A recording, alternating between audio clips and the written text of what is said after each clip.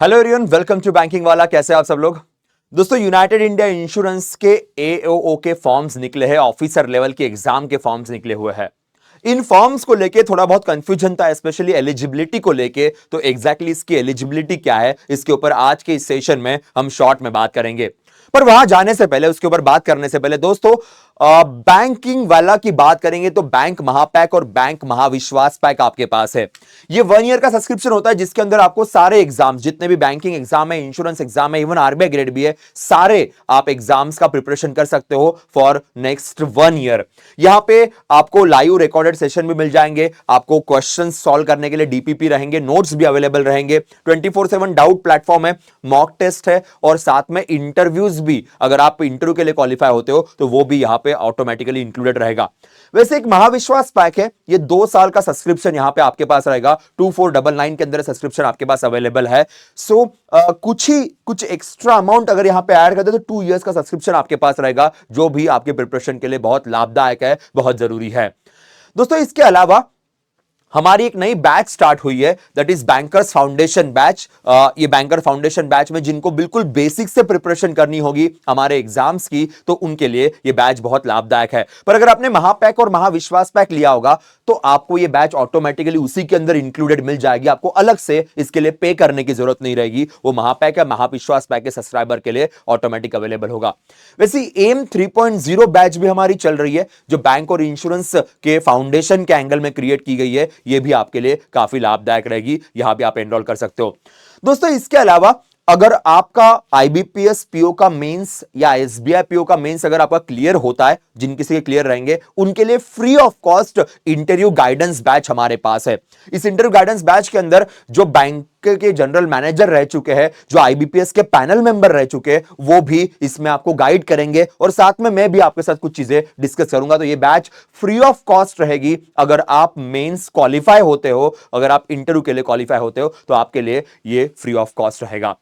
दोस्तों, इसके अलावा 12 और 13 जनवरी को हमारा एक फ्री मेंटरशिप सेशन है कि इस मेंटरशिप सेशन के अंदर 12 तारीख को हमारी 2 सब्जेक्ट की फैकल्टीज, 13 तारीख को हमारी 2 सब्जेक्ट की फैकल्टीज आपके साथ बात करेगी और ये जूम सेशन के थ्रू होगा।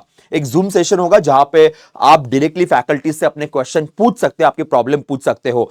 तो अगर आपको इस सेशन को अटेंड करना है तो आपको डिस्क्रिप्शन में एक लिंक मिल जाएगी, गूगल फॉर्म की लिंक मिलेगी, उस फॉर्म को जरूर फिल कर दीजिएगा। उस फॉर्म के थ्रू ही आपको ये जूम लिंक मिलेगी, जहां से आप हमारे साथ डायरेक्टली रूबरू कर सकते हो, डायरेक्टली बातचीत कर सकते हो। ध्यान रखिएगा, 12 और 13 2 दिन ये सेशन आपके लिए रहेगा, जहां पे आप अलग अलग फैकल्टीज से बात कर सकते हो, अलग अलग सब्जेक्ट के फैकल्टीज से आपकी बातचीत यहां पे हो सकती है। ठीक है, तो दोस्तों अभी जाते हैं हमारे आज के इस टॉपिक की तरफ, जहां पे हमें बात करनी है eligibility regarding the United India insurance. United India insurance की बात करेंगे तो टोटल 250 पोस्ट या 250 वैकेंसीज यहां पे ओपन की गई है। एडमिनिस्ट्रेटिव ऑफिसर की बात की जाए, एओ की बात करेंगे, सो 250 पोस्ट है।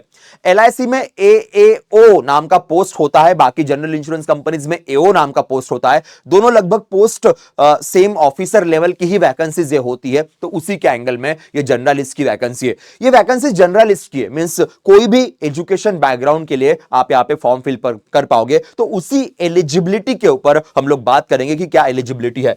पहले एक बार देख लेते हैं कैटेगरी वाइज। एससी के लिए 37, एसटी के लिए 20, ओबीसी के लिए 67, ईडब्ल्यूएस के लिए 24, अनरिजर्व के लिए 102, ऐसी टोटल 250 वैकेंसीज यहां पे आपको दिखाई देगी, जिसके अंदर क्रॉस रिजर्वेशंस भी है। फॉर जो फिजिकली चैलेंज है उनके लिए क्रॉस रिजर्वेशंस रहेंगे। सो ये सिनारियो है। अब सबसे बड़ा पॉइंट यहां पे आता है कि यहां पे एलिजिबिलिटी क्राइटेरिया क्या है, क्योंकि उसके अराउंड काफी सारे सवाल है जो एग्जाम को अपीयर करने से पहले स्टूडेंट्स के दिमाग में होते हैं, स्टूडेंट्स उसके रिगार्डिंग कंफ्यूजन होता है। तो सबसे पहला एलिजिबिलिटी क्राइटेरिया तो बड़ा सिंपल है, ऑब्वियसली सिटीजनशिप की बात की जाएगी। Citizen of India, subject of Nepal, subject of Bhutan, Tibetan refugees, या फिर यहां पे the person Indian origin who has migrated from Pakistan, Burma, African countries like Kenya, Uganda, ये नॉर्मली हर जगह पे आपको देखने को मिल जाएगा।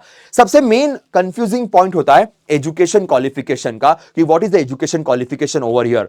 यहां पे जनरल की बात की है तो आपका कोई भी ग्रेजुएशन का बैकग्राउंड होगा तो या पोस्ट ग्रेजुएशन का बैकग्राउंड होगा, आप इसके लिए फॉर्म फिल कर सकते हो। बट यहां पे एक पॉइंट मेंशन किया गया है, education qualification required is a degree with 60% marks. यहां पे क्लियरली मेंशन किया गया है कि मिनिमम 60% मार्क्स आपके होना जरूरी है अगर आपको ये फॉर्म फिल करना होगा तो 60% मार्क्स की यहां पे बात की गई है, ध्यान रखिएगा।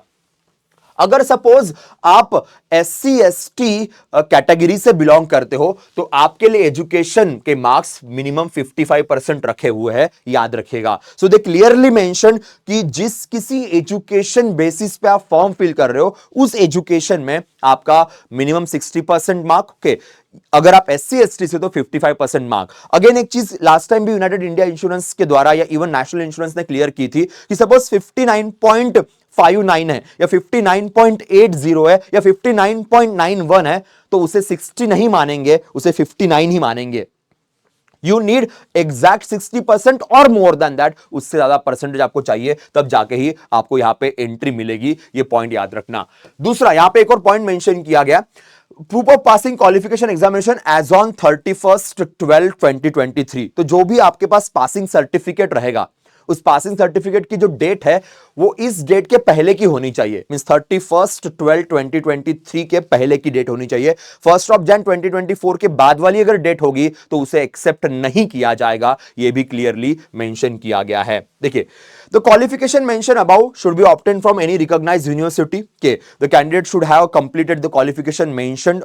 मैंने डेट मेंशन की थी, डेट यहां पे क्लियरली लिखी गई है कि ये डेट पूरी होनी चाहिए। और तीसरा पॉइंट लिखा गया, working knowledge of computer is must.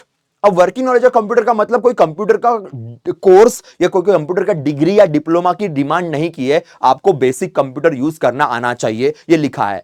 इसके लिए कोई भी डॉक्यूमेंट, कोई भी सर्टिफिकेट, कोई भी डिप्लोमा या कोई भी डिग्री की डिमांड नहीं की गई है, क्योंकि लोग यहां पे बहुत कंफ्यूज है। लोगों ने अफवाहें भी फैलाना शुरू कर दी है कि नहीं कंप्यूटर का डिग्री चाहिए तो ही फॉर्म फिल कर सकते। यहां पे सिर्फ लिखा है वर्किंग नॉलेज, मींस आपको काम करना आना चाहिए, कंप्यूटर यूज करना आना चाहिए। बिल्कुल भी कंप्यूटर पता ही नहीं कैसे होता है, क्या होता है, ऐसा नहीं, थोड़ा बहुत यूज करना आना चाहिए। But they don't ask about, जिन्होंने कहीं पे भी मेंशन नहीं किया कि हमें कोई सर्टिफिकेट चाहिए, कोई डिप्लोमा चाहिए, कोई डिग्री चाहिए, ऐसा नहीं है, सिर्फ वर्किंग नॉलेज की बात की है।